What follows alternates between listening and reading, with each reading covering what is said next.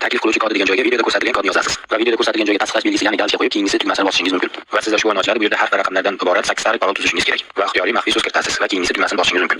Va keyingi o'yinchilar bu yerda nomeringizni ism orqali yana bir bor tasdiqlaysiz va parol kiriting degan joyga bo'yab o'ylab topgan 8 sariq parolingizni kiritasiz va kirish tugmasini bosasiz. Va ilovaga har safar kirishda so'raydigan 4 tarif o'ylab topasiz va kiritasiz. Barcha bank ilovalarida bo'lgan kabi ilovadan to'liq foydalanish uchun videoda ko'rsatilgan joydagi tasdiqlash galchani bosamiz va identifikatsiyadan o'tish tugmasi orqali identifikatsiyadan o'tishimiz kerak bo'ladi. Bu yerda hozir men identifikatsiyadan o'tish omiliga kiraman. Mana bu yerga pasport seriya va raqami kiritiladi. Mana bu yerga esa tug'ilgan sanangiz yoziladi va davom etishni bosishingiz kerak bo'ladi. Yozib bo'lganingizdan so'ng hamma narsani keyin bu pasport egasini rasmga olishni so'raydi. Davom etishni bosganingizda rasmga tushirish bo'ladi. Barchasini bajarib bo'lganingizdan so'ng mana shunga o'yin ochiladi va mana bu yerda taklif uchun bonuslar degan joyni bosasiz va bu yerda sizning promokodingiz chiqadi. Mana shu promokod orqali do'stlaringizni taklif qilib, har bitta taklif qilgan do'stingiz uchun pullarni ishlab olishingiz mumkin bo'ladi. Assalomu alaykum do'stlar, hozir men sizlarga Sanoat qurilish bank mobil ilovasi orqali do'stlaringizni taklif qilib pul ishlashni o'rgatib beraman. Buning uchun pastdagi kommentariyadagi havola orqali Sanoat qurilish bank ilovasini ochib olasiz va hozir men sizlarga video qo'yib beraman. O'sha video orqali video qo'llanma orqali qanday qilib registratsiya bo'lishini o'rganib olasiz. Ilovaga birinchi kirganingizda til tanlash bo'lmasi chiqadi. Bu yerda o'zingizga qulay bo'lgan xohlagan bitta tilni tanlaysiz va telefon raqamingizni kirgizib SMS kod orqali tasdiqlaysiz. Shundan so'ng keyingisi tugmasini bosganingizdan so'ng ushbu o'yin ochiladi. Bunda o'zi yozilgani kabi birinchisiga ismingizni, ikkinchisiga familiyangizni yozasiz.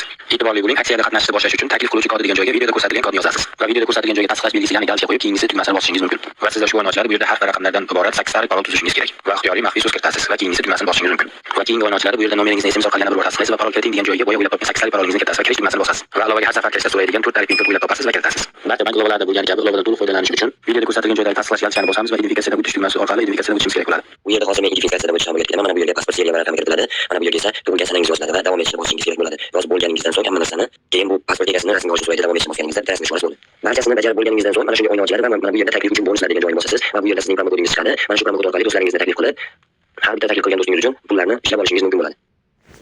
Assalomu alaykum do'stlar, hozir men